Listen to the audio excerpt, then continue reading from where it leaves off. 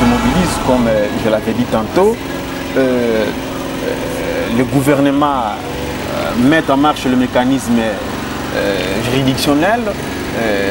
Les Nations Unies font aussi pression pour diligenter une enquête internationale pour établir des responsabilités.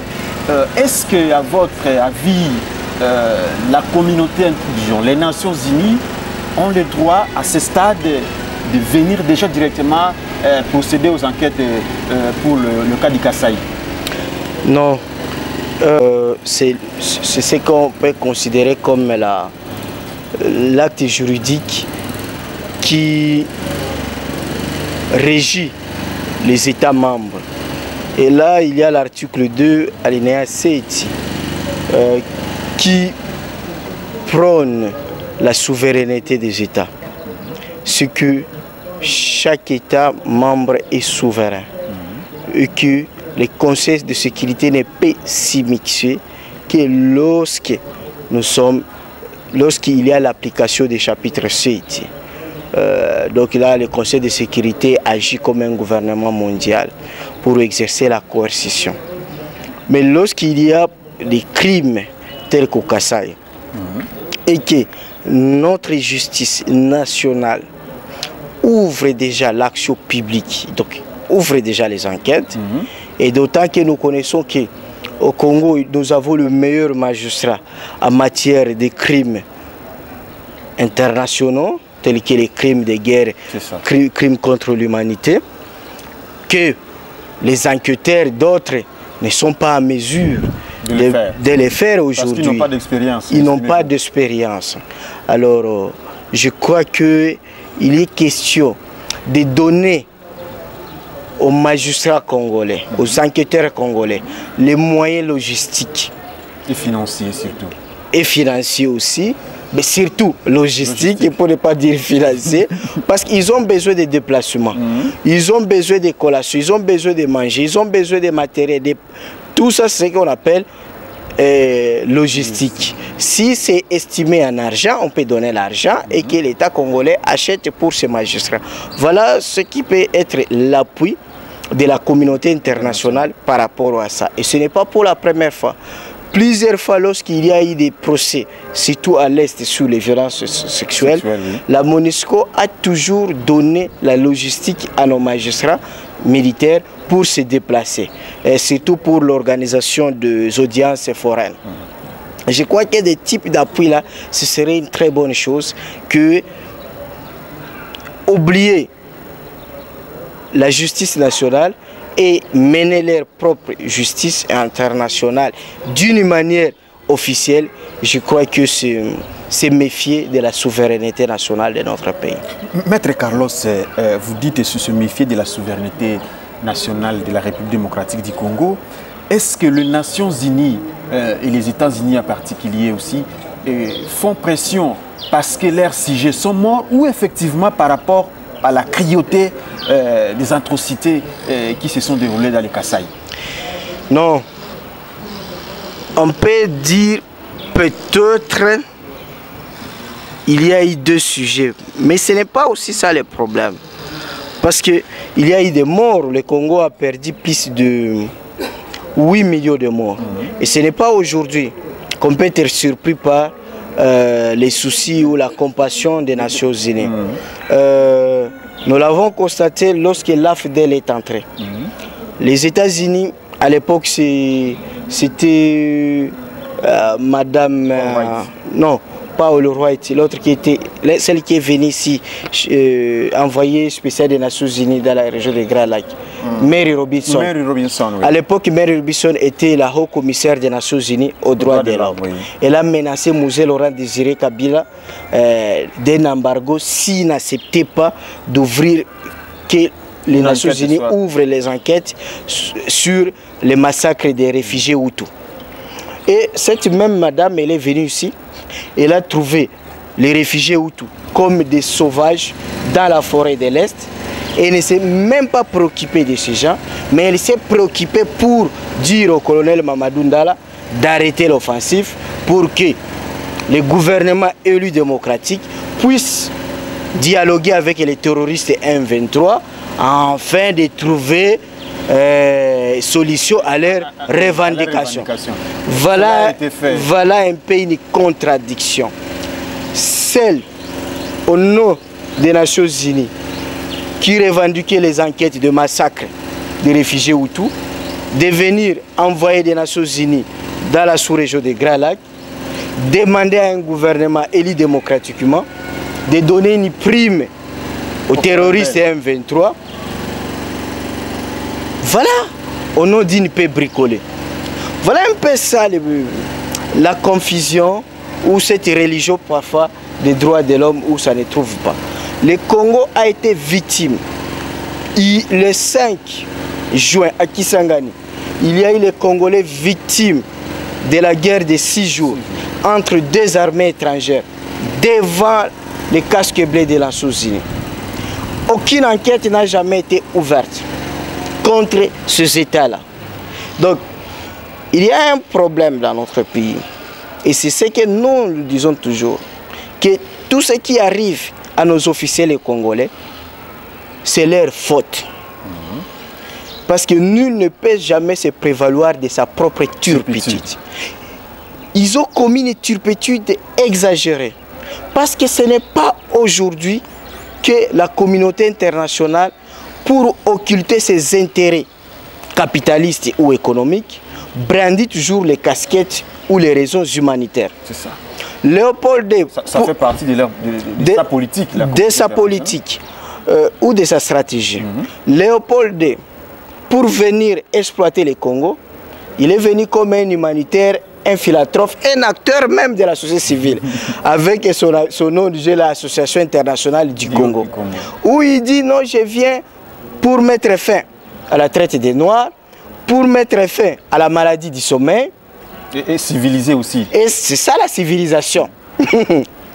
Mais quand il est venu, c'était pour nous couper et nos sexes et nos bras. Mais lui aussi, Léopold II, quand il faisait ça, il commettait des violations graves des droits de l'homme, des crimes contre l'humanité.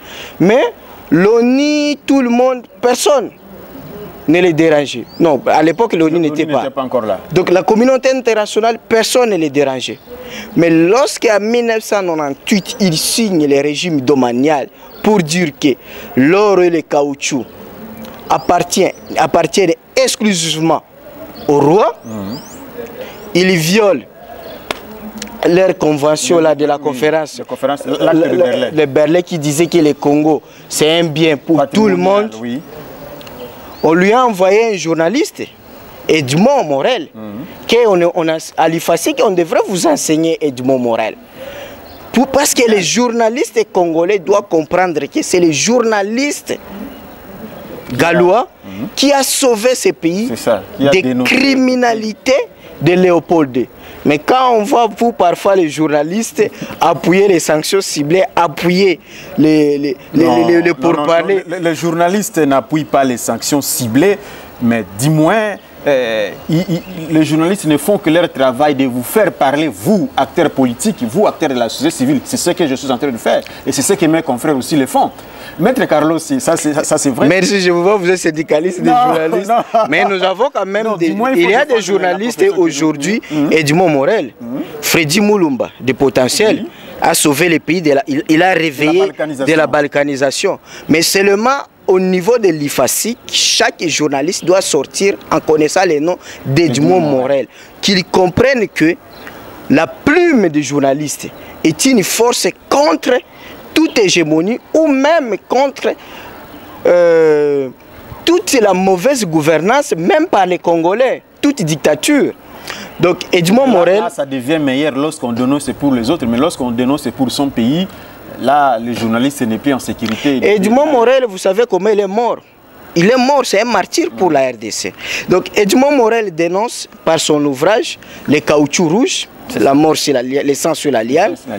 Et cet ouvrage, cette publication va faire la une à Liverpool, Manchester, le monde entier. Tout ça parce que les autres qui n'avaient plus d'intérêt au Congo ont profité de cette publication de ces journalistes-là. Donc Léopold II et même ses funérailles On a jeté même les cailloux sur son cadavre. Donc, en Belgique. La guerre froide a commencé avant 1945. Évidemment. Donc voilà aussi Léopold va partir. Donc il est venu piller le Congo au nom des droits de l'homme et il va partir aussi au nom des droits de l'homme. Oui, au nom toujours des droits de l'homme. Oui. Et au fur et à mesure, les gens qu'on va tuer, Simon Kimbangu, lorsqu'il réclame la libération de l'homme noir, mais c'est un défenseur des droits de l'homme. On va tuer Kimbangu parce qu'il lui réclamait les vrais droits de l'homme.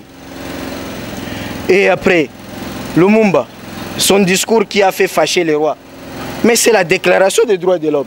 Il dénonce comment il y a eu l'injustice entre le blanc et le noir.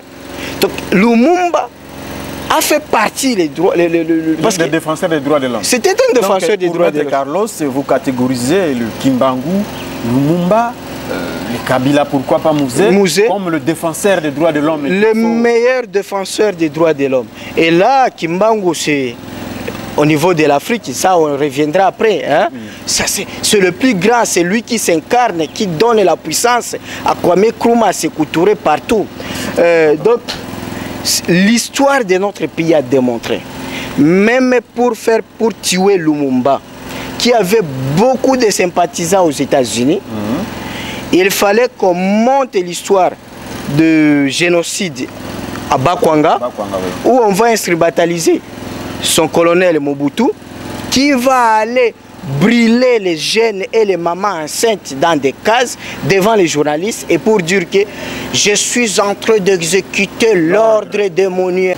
Pour le gouvernement congolais, qui est des gens qui ont étudié aux États-Unis, en France comme à Louvain, nous connaissons que lorsqu'il y a eu des morts, des meurtres des Noirs par les policiers blancs aux États-Unis, nous connaissons les résultats des enquêtes.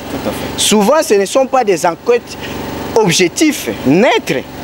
On a toujours protégé le blanc policier aux États-Unis. Donc, ils peuvent le faire. Nous connaissons ce qui s'est passé en Côte d'Ivoire. Moi, je suis défenseur des droits de l'homme. J'ai eu plusieurs fois rencontré Madame Simone Babo. Babo, président de la République, les Français donnent les armes à Ouattara. C'est Ouattara qui est rebelle. Mais même les médias, c'est comme ça que moi je ne respecte pas les journalistes formés par les médias, même des impérialistes là. Ils disent les hommes de Babo, c'est lui qui est président. Au lieu de dire l'armée régulière, hein, on dit oh, on a repoussé les hommes de Babo, pas même l'armée.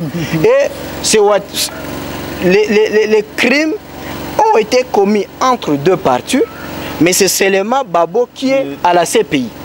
Donc, vous voyez un peu ça. Donc, c'est pour dire que leurs enquêtes ne sont pas seulement les enquêtes des anges. Donc, ce sont des hommes, et surtout qu'on connaît que la barbarie a commencé, c'est à l'Occident, suite au capitalisme immoral, et que tout n'est pas objectif. Tout n'est pas objectif. N'oublie pas qu'il y a eu des anthropologues brésiliens, blancs, qui ont publié que les Noirs ne pouvaient pas jouer au football. C'est Pelé à 17 ans qui est le premier Noir à jouer au football. Donc il y a eu plusieurs publications. Moi j'ai rencontré même un chercheur québécois qui veut toujours considérer par exemple le Noir comme un sous-homme. Donc ils ont leur histoire là, leur méthode pour vous. Alors ça c'est première possibilité, premier point. Deuxième point, c'est que les officiels congolais ne doivent pas toujours croire que leur salut sortira d'une diplomatie régionale que je suis en train de voir. On fait parler un président guinéen la journée et la nuit il appelle France pour demander pardon. On fait parler un président tanzanien. Non, le salut d'un chef d'État ou des dirigeants congolais, c'est à partir de la solidarité nationale. C'est le peuple. Lorsque vous êtes un dirigeant et que vous avez le peuple derrière vous, vous avez une arme nucléaire. Vous ferez face à ces impérialistes comme nous voyons en Corée du Nord, comme nous avons vu au Vietnam, comme nous voyons avec Mugabe et comme nous avons vécu avec Mzee Laurent Désiré Kabila, qui a vaincu les armées rwandaises ici et ougandaises, alors qu'il n'avait ni armée lourde, ni un officier formé. Ni même une armée organisée. Ce qui venait à peine les Kadogo. Ouais. Mais c'est le peuple à main nue, les peuples quinois qui ont peur de Kuluna, mais l'esprit de Kimbangu. Parce que lorsqu'il y a la solidarité, Kimbangu vient pour libérer les Noirs. Ça a donné la force à nous les Quinois qui avons peur de Kuluna, des machettes, de capturer les commandos rwandais avec les mitrailleuses. Donc voilà, la plus grande armée députés européens. Ces députés siègent pas au nom de leurs États, quoiqu'ils ont été élus au suffrage universel direct. Et surtout les grands pays comme Grande-Bretagne a 96 députés. Les petits pays c'est comme Lituanie, Malte qui a 6 députés. Et France, Allemagne, 74 députés. Et ce député siège au nom de tous les peuples de l'Union européenne. Alors, si déjà ces gens-là commencent à vous accuser, c'est qu'ils veulent légitimer au niveau où informer l'opinion européenne qu'au Congo, l'humanité est bafouée. Parce que n'oublie pas, lorsqu'il y a une infraction, c'est la famille nationale qu'on considère nation et État qui est victime. Mais lorsqu'il y a un crime, c'est toute l'humanité, donc la famille mondiale. Donc l'idée de l'humanité veut dire ceci, que tous les humains font partie d'une même famille. C'est que moi, Carlos Mupili, je ne suis pas seulement citoyen congolais, je suis aussi citoyen du monde. Donc, si on massacre ma famille et que l'État congolais ne me vient pas au secours, eh bien, ma famille mondiale, qui peut être les Chinois, les Français, viendront me secourir. C'est comme ça même au niveau des familles. Tu peux être, vous pouvez être des mêmes pères, même mères. Mais ton frère te fait du mal. Ta mère n'agit pas. Mais attention, ton grand-père peut venir au secours, ton cousin peut venir au secours. Voilà l'idée ou la philosophie de l'humanité. C'est à ce titre-là que l'Union européenne ou les États-Unis ou quelqu'un d'autre agit. Mais toujours avec l'étiquette des droits de l'homme et de la démocratie. Mais quand on voit les dessous des cartes, il y a aussi les intérêts économiques. D'où, lorsqu'on est un dirigeant africain, vous devez toujours être prudent et de refuser d'être accusé au nom de la démocratie et au nom des droits de l'homme. Tout simplement parce que les défauts, c'est à partir de vos députés et de vos ministres de justice qui ne ratifient sans réserve tous les traités du monde. Je vous dis, le Pakistan, c'est l'État allié des États-Unis.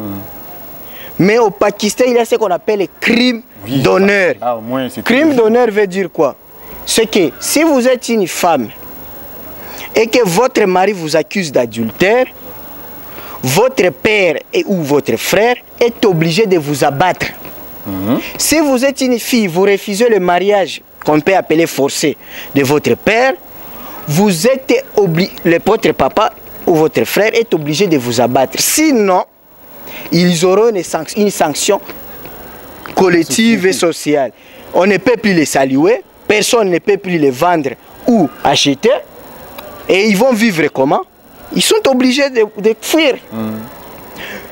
Vous arrivez en Afghanistan, Jordanie, Turquie, Sud-Est, les crimes d'honneur existent.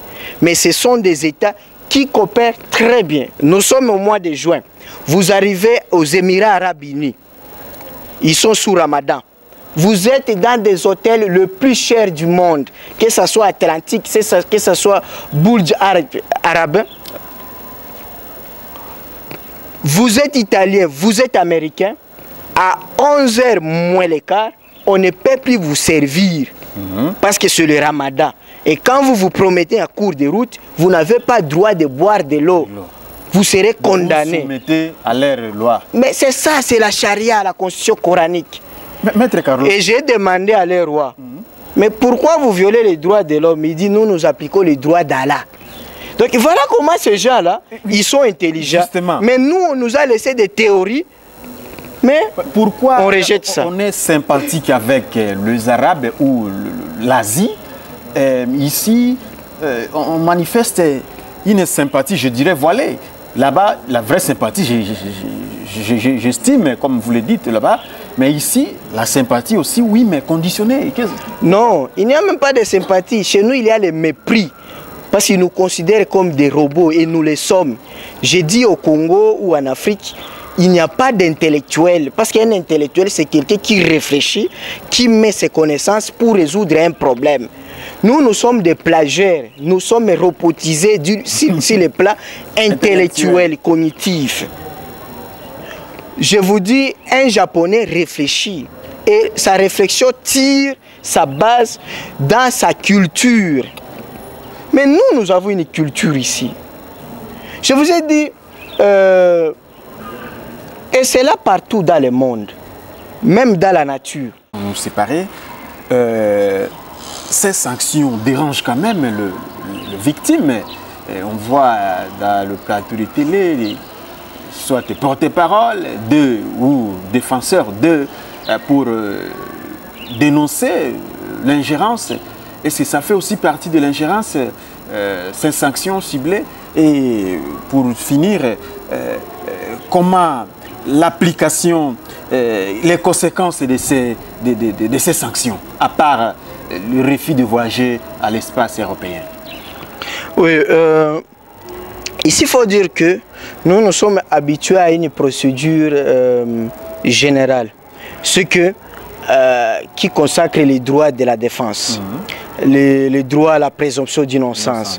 Ce qui, avant d'être sanctionné, on doit d'abord vous attendre.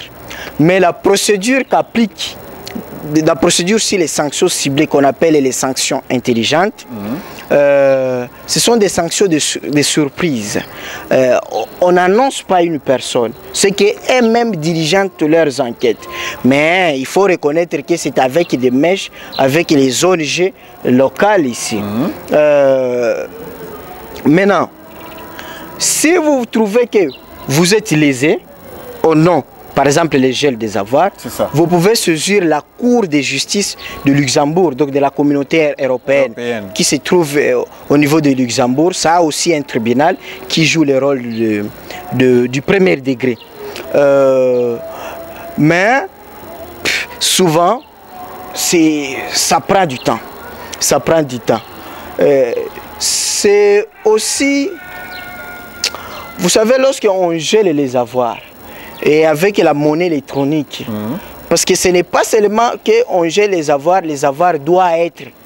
Non, à partir même de nos banques ici. Parce qu'avec des transactions, tout ça avec des cartes prépayées, le monde est réduit à un village planétaire. C'est qu'à partir de là, comme ils ont le central, ils gèrent tout. Donc, même ici, ils ne peuvent pas accéder à leur compte. Ils peuvent, je dis, tout est possible. Tout est possible avec ces gens-là. Ce sont des capitalistes, un capitaliste pour l'argent. Évidemment. Ce sont leurs banques. Évidemment. Mais là où je trouve toujours, là il faut toujours que les Congolais puissent être avertis. C'est que, non, par rapport d'abord aux sanctions ciblées pour expliquer, c'est qu'avec l'évolution, les gens ont vu que entre embargo et sanctions ciblées, les sanctions ciblées avaient d'efficacité et d'efficience que l'embargo qui frappait plus les peuples, les pauvres peuples. Vous avez vu avec Matiti Mboka, on a fait beaucoup de bruit, mais au lieu de sanctionner Mobutu, on a sanctionné le Congo avec l'embargo d'achat d'armes. C'est ce qui a fait que nous soyons agressés par des petits pays parce qu'on n'avait pas la possibilité de nous procurer des armes. Alors, maintenant avec des sanctions ciblées où on met les droits individuels en avant-plan, on dit non, non. Au lieu de sanctionner la RDC, par exemple avec l'embargo d'importation des produits à manger, on sanctionne rien que des personnalités. Comme ça, chacun répond de ses actes. Donc voilà un peu comment les contours justificatifs de ce qu'on appelle les sanctions intelligentes ou sanctions ciblées. Maître Carlos, nous vous remercions d'être passé ici à la chaîne sacrée pour nous parler de cette question. Je crois que nous aurons toujours besoin de vous pour parler d'autres questions qui ont trait à votre... Voilà, merci Maître Carlos d'être passé sur notre plateau. Je rappelle aux téléspectateurs que nous avons reçu Maître Carlos Mupili, qui est un avocat, mais aussi un activiste des droits de l'homme. Nous avons parlé avec lui la situation d'Ali Kassai face aux pressions de la communauté internationale, du moins de l'Union européenne, sur l'enquête internationale. Nous avons aussi parlé avec lui sur les sanctions ciblées des officiels congolais, leur mise en application, leur impact sur le plan national, mais aussi sur le plan des sanctionnaires ou de l'Union européenne. Je crois que vous l'avez suivi avec beaucoup d'intérêt. Merci à vous tous, vous qui nous avez suivis, et surtout à l'équipe technique qui m'a accompagné ce soir. C'est à moi de vous dire un grand merci, Maître Carlos, pour votre disponibilité à notre émission.